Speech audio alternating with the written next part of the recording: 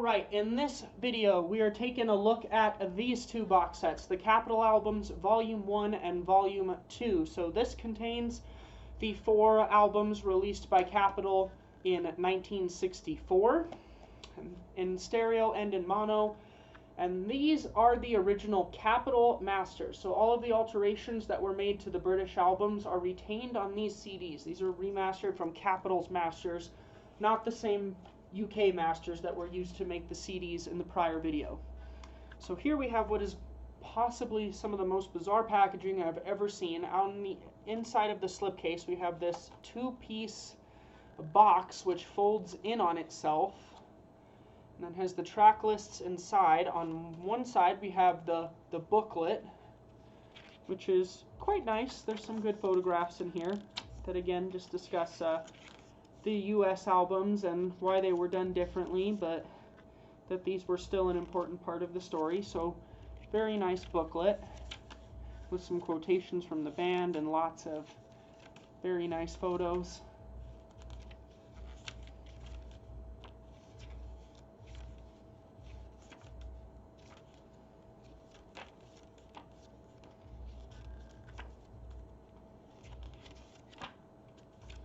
And then on the right-hand side of the box, we have the CD slipcase wallets, which replicate the original album artwork, but these are just your standard cardboard CD wallets. These are not full-on mini LP replicas like we saw with the mono box set.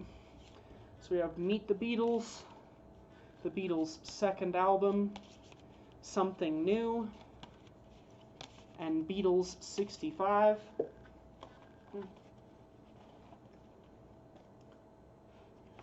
Here we have the Capitol Albums Volume 2, so same general idea, but this time the seams where you can pull the stuff out of are on the inside of the box when it's folded as opposed to the outside. So same idea, but again, slightly different. Very strange. I've never seen packaging quite like that before. And we get a really nice booklet once again. This has a much more extensive essay than Volume 1 by Bruce Spicer, who also wrote a book about the Capitol albums, as well as wrote the catalography for the Beatles Box of Vision, which is a product I owned and still technically owned, but don't quite use the way it was intended. But this is a very nice essay included here about why the Capitol albums were different, some of the alterations that were made, etc.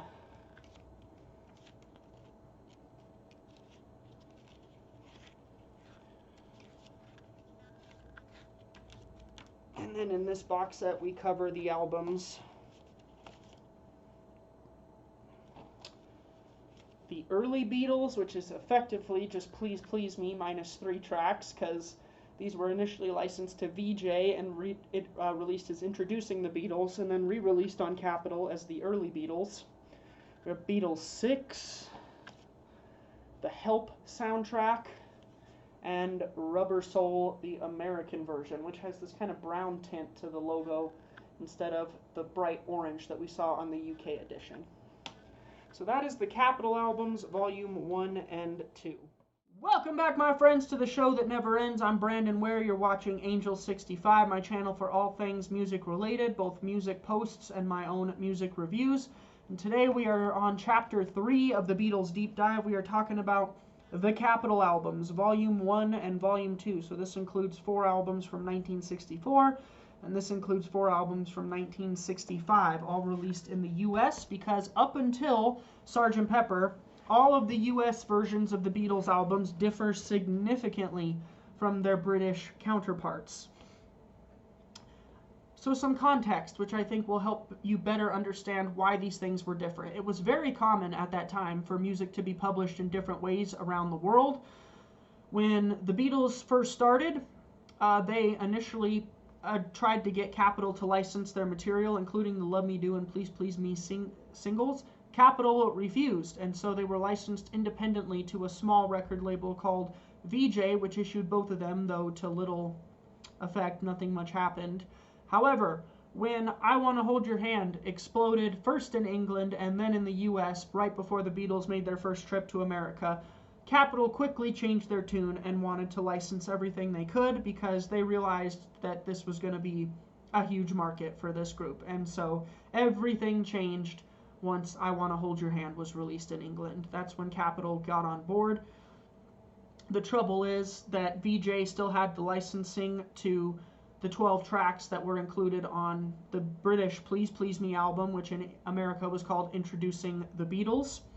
So those tracks were not available for Capitol to use when they started compiling their albums in 1964. They later regained the rights and then released 11 of them as the early Beatles in 1965. So every album up to and including Rubber Soul was altered significantly from the British version because tracks were left off, tracks were compiled from different places, but perhaps the most significant difference is that in the case of many of the British albums, singles were not included. So With the Beatles has no singles on it, and Beatles for Sale has no singles on it either. In the case of the American versions, the singles were deliberately included as part of the albums because Capitol believed hit singles make hit albums, and their strategy worked. By releasing singles, both the English singles as well as singles that were only available in America, several of which went to #1 despite not being released in the UK as singles, those helped bolster the sales of the albums. So these sets include 4 CDs each and include the albums mixed in mono and stereo. And another important note to consider is that the Capitol albums in many cases differ sonically from the English albums because they were produced in America by a man called Dave Dexter. Now, there is a lot of spiteful talk about him on the internet because of what he did to these albums, including adding echo. In the cases where proper stereo mixes were not available, they used duophonic, aka fake stereo, which is basically just splitting the sound spectrum left and right and delaying it slightly so it kind of provides the illusion of stereo, which was very common at the time, but later fell out of favor. And in the case of, and also he was criticized for the altering of the track lists, particularly when it comes to Rubber Soul and Revolver, which is not included here, but Rubber Soul in particular, although it was a very effective and hugely successful album in America, many modern fans of the Beatles are upset that those changes were made. I don't really mind that they were made, and in some cases I will argue that these are actually more successful albums than some of the British counterparts. We'll talk more about individual albums in just a second. But the sonic transformations are, in some cases, okay. They just add a little bit of echo, make it sound perhaps a little fuller. In some cases, they're a little irritating because these do have kind of a harshness to them, which I imagine the UK albums never had, but they certainly don't have on the 2009 remasters. In some cases, they're just outright appalling. Like, particularly the worst example is I Feel Fine and She's a Woman, which are included on Beatles 65. The mono mix is just drenched in reverb and already sounds weird, and the fake duophonic stereo mix is drenched even more in reverb, and it has got to be one of the most bizarre things I've ever heard. It is quite a strange listening experience. However, the reason I opted for these 2 sets over the US albums, which was released more recently, is because although that has more discs in it and replicates some of the albums that are not here, including the Beatles Story, which I've always been curious to hear, it's a documentary album, they use, for the most part, the 2009 UK remaster audio. They don't use the Capitol masters. So for historical purposes only, these are quite fascinating to have. A, because they replicate the original track lists, but B, because they actually replicate the sonic differences. Now, in most cases, like I said, in most cases the differences are minimal, and so it's not necessarily worth going out to get these if you're not actually interested in the historical context of the albums themselves. But they should be heard, I believe, because they were officially released materials, and so it is good that they have been remastered and that these are available. They're not available anymore. These are long since out of print, released in 2004 and 5. I got these on eBay, used copies for I think $20 a piece, which is not bad. I'm not sure how much they go for now. But really the reason that you might want to have these is for the altered track lists and the historical context behind these albums. So let's go through them individually and talk about some of the differences to the UK counterparts. Starting here with Meet the Beatles, which, although not the first album released in America, again, VJ released introducing the Beatles, which is effectively the US equivalent of Please Please Me. This was the album that broke the ice and the one that introduced them to American fans. So this is an incredibly important album. And this is effectively the US version of With the Beatles with some alterations. So the first 3 tracks are I Wanna Hold Your Hand, I Saw Her Standing There, which were released as a double A-side single, or just a double single. I Saw Her Standing There was, of course, from Please Please Me, and the B-side of the British I Wanna Hold Your Hand single is This Boy, which is included here as well as track 3, but the single in America was I Wanna Hold Your Hand, and I Saw Her Standing There was on the B-side. Either way, it went to number 1, and the Beatles were already stars in this country before they even got here. So that is the significance of that single, and that's why, in my opinion, it is a brilliant choice to open the album with it. So I actually prefer this version, this track list, to the British With the Beatles album. So the first 3 tracks are those, and then the rest of the album is straight from With the Beatles. So we've got It Won't Be Long, All I've Got to Do, All My Lovin', Don't Bother Me, Little Child, Till There Was You, Hold Me Tight, I Want to Be Your Man, and Not a Second Time. So they've opted to use the 7 Lennon-McCartney originals plus the George Harrison Don't Bother Me, so all 8 of the original tunes that were on that album, and the one cover they do include that was on With the Beatles is Till There Was You. So in terms of effective programming and marketing, I mean, Capitol made one of the most strategic and well put together albums ever. I mean, this is the perfect album to introduce the Beatles to America. And as soon as you put it on and hear I Wanna Hold Your Hand as the opening track, it just immediately makes you, I'm not going to say sends you back to that time because it's not like I was there, but I've talked with people who were there, mainly my grandparents, you know, and it just, everything changed when that song came, and the Beatles were already stars here, and then the moment they touched down at JFK, music was never the same again. It's one of the single most important events in world history. I really will go that far. It is a big deal, and this album was a big part of it. So, fantastic. This is worth hearing. If you don't want to hear the original Capitol mono and stereo version, then you could just create yourself a playlist from the 2009 remasters, which is effectively what was done on the US albums box set, as far as I know. So, fantastic album. Same cannot be said of the Beatles' second album, which is really, Bruce Spicer calls this a pieces parts disc, which is, I think, a fair way to put it. So we get the 5 extra tracks from With the Beatles here. You get Long Tall Sally and I Call Your Name, which are the first 2 tracks of the Long Tall Sally EP, which is only available on Past Masters as far as the UK albums are concerned now, because the EPs were all dropped from the catalog. You get She Loves You, and then the B-side, I'll Get You, which both use duophonic stereo on the stereo version, because again, I guess Capitol was not provided a proper stereo mix. And then you get Thank You Girl, which would have been the B-side of Please Please of, which one was that the B-side of? That was the B-side of Please Please Me with From Me to You. That's right, okay. This does not include From Me to You, funnily enough. You'd think that would be on here as well. So just kind of more of a compilation album and very covers heavy. This is where the cynicism starts to seep in. It's like, okay, we've introduced the band. We picked the songs that like indicate how great songwriters they are. Like, we've sold them to the public, and now we're just going to keep cashing in. And that's more what this is. So this one was not particularly interesting. Neither is this one. Something New, which was stalled at number 2 behind the Hard Day's Night motion picture soundtrack, because United Artists, the company that released the movie, had the exclusive rights to the soundtrack album. So although it has 4 of the tracks that were included in the soundtrack, it doesn't have the key cuts, which are the title track, Can't Buy Me Love, and I Should Have Known Better. So for that, it's immediately incomplete and quite a bizarre compilation.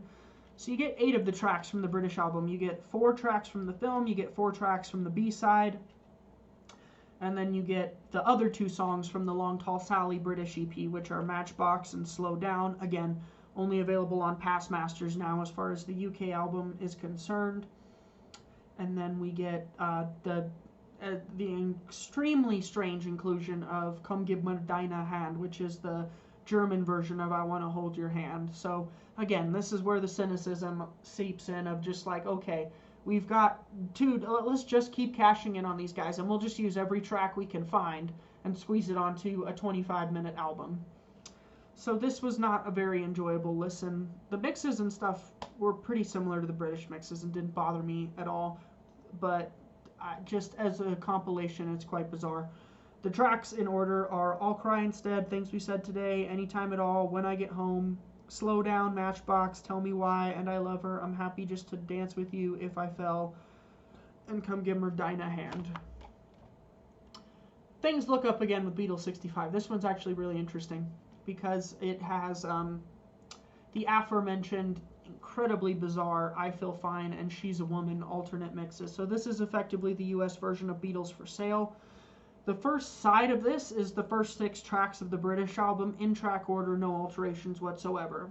And then 2 of the covers from side B, Honey Don't and Everybody's Trying to Be My Baby, open and close the second side of the album. And then sandwiched in between you get I'll Be Back, so unused track from Hard Day's Night, plus She's a Woman and I Feel Fine, which this is almost worth hearing alone just to hear the alterations to those 2 tracks. It just blows my mind that that's how Americans heard these for a generation and a half until the stuff came out on CD. It blows my mind that that's what American fans were used to.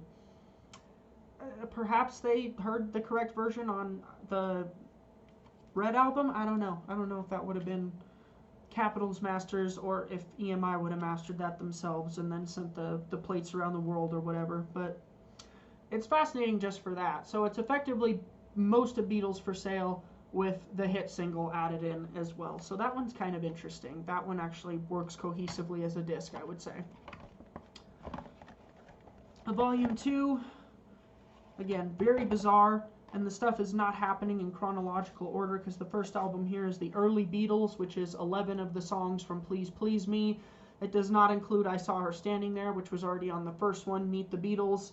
And then Misery and There's a Place are just gone, and I guess they were never to appear in the US again on an individual album until the catalog was standardized. So, strange. Let Me Do Again uses fake stereo. So does P.S. I Love You, because those songs were never mixed in stereo, even in the UK. Kind of a pointless album, but, you know.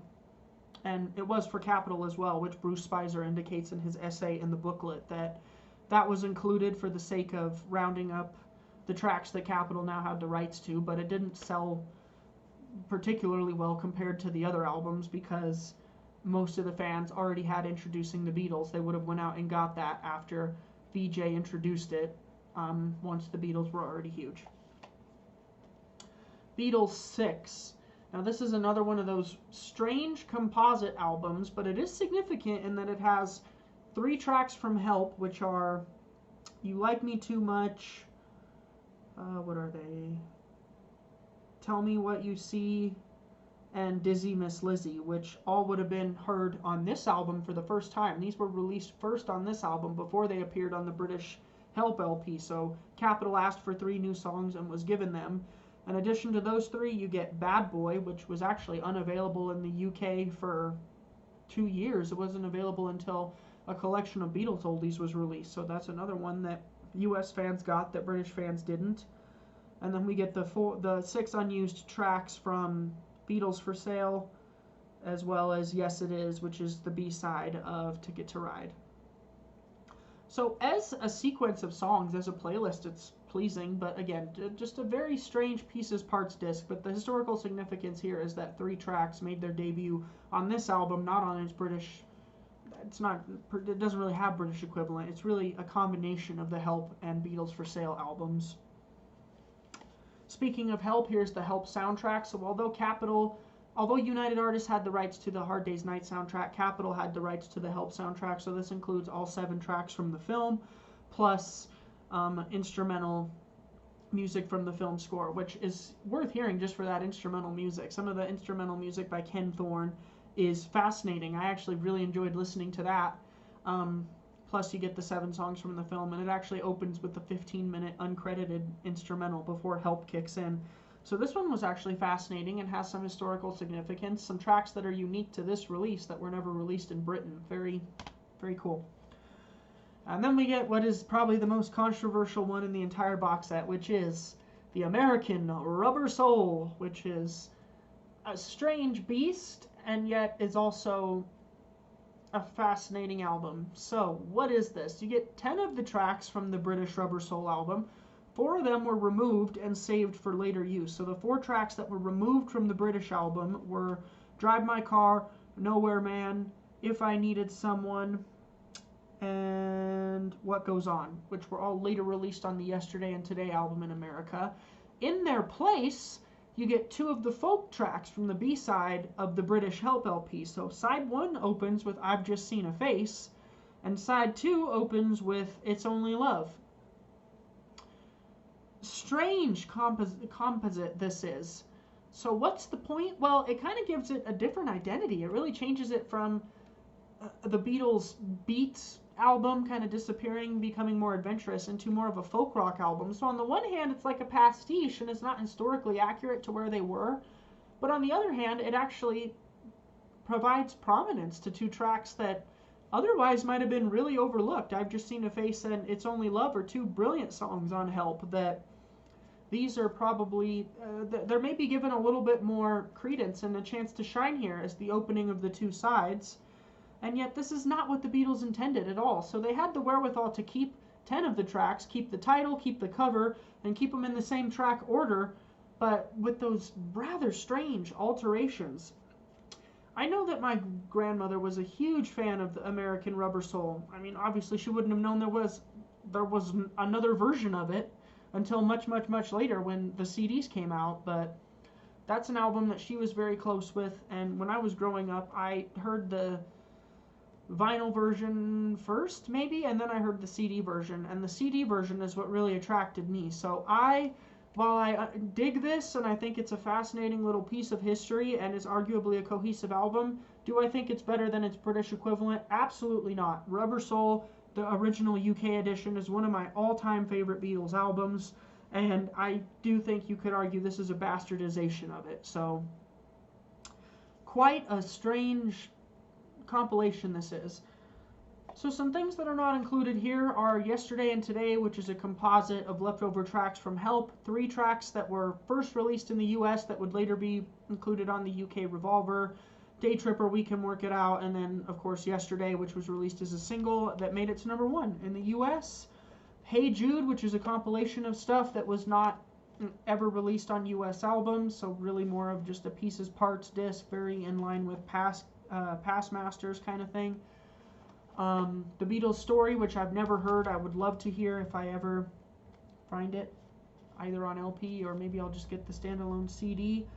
The US version of Revolver, which I'm not particularly interested in hearing because it's just the same as the UK version minus 3 tracks, which again, Revolver is such a key, important album that it's hard to imagine you would want to rip that apart for the sake of publishing reasons. So I just find that utterly bizarre that they would alter that album, which is just completely perfect in its original UK configuration. And we're also missing a Hard Day's Night motion picture soundtrack, which I had on vinyl and got rid of, and it would be nice to have because it had, again, some instrumental music which was exclusive to that disc and never released in the UK as far as I know. But again, it was not possible for Capitol to use that because United Artists had the rights to the film soundtrack, so they couldn't release it, so that's why it's not included here, although it is in the US albums box set. Something that I saw recently come up for sale, or is new this year, is the Beatles US albums in mono 1964, a 7 LP box set, which last I looked on Amazon is retailing for $300, which is absolutely insulting. There is no way I would pay anywhere near that much money for albums that are each less than 30 minutes long, and only in mono, not in mono in stereo. And again, I'm not even sure if they would be using the original Capitol Masters or if they're just going to use the 2009 audio again. But once I saw that, I'm like, oh, that would be cool to have them all on vinyl, remastered. And then I saw the price tag and I just couldn't believe my eyes. $300 for 7 LPs is absolutely outrageous. So whoever is in charge of the Beatles marketing and is thinking that something is worth that much money. Well, that is just nuts. I would not pay that ever for these albums. I just don't care enough about them. And while they'd be nice to have, that is upsettingly ridiculous. That is just absurd that you would ever pay that much money for an album like that. That said, are these worth it?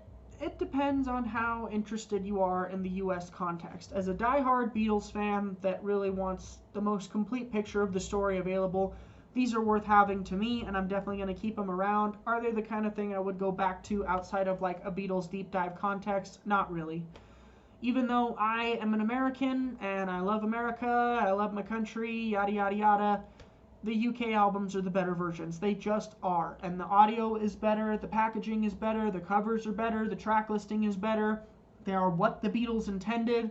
The mono mixes are all the correct versions, and it's just, yeah, overall, would I even think of recommending these or the US albums box set over the original British box set? Absolutely not. Of course not. But they are interesting collector's items, and I'm sure for fans, first generation American fans that bought these, it was probably quite nostalgic to go back to the track listing and the artwork that they were used to.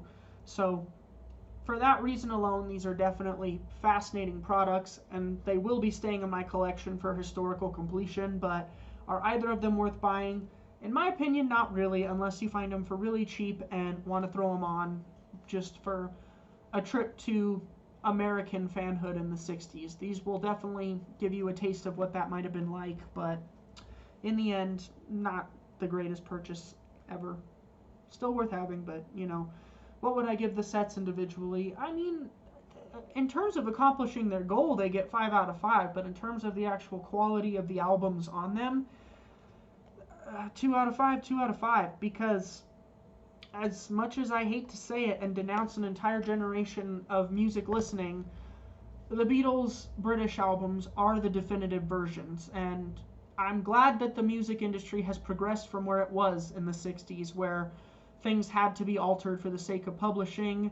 And as I said in an earlier part of this review, you do get the vibe that at points here they are really just trying to cash in, and these are just cash cow albums of like, okay, how many different ways can we rearrange tracks and include only 11 of them instead of 14 and reduce the album to 23 minutes and make a ton of money off of it? There's some cynicism there. On the other hand, you got to keep in mind that the people, again, who were buying these records were teenagers, and they were more than happy to pay the money for that. So Capitol did a great job of marketing the Beatles and sustaining Beatlemania. Did they do what the Beatles intended? No, absolutely not. And with the benefit of hindsight, I think we should stick to the vision of the artist, not the vision of the marketing campaign that helped them be successful. But these are an important part of the story because their success in America was really what sealed the deal for them, and it's why we are still talking about them 50, almost 60 years later. That's all for now. Let me know your thoughts on these box sets if you have them, or just the Capitol and US albums in general in the comments.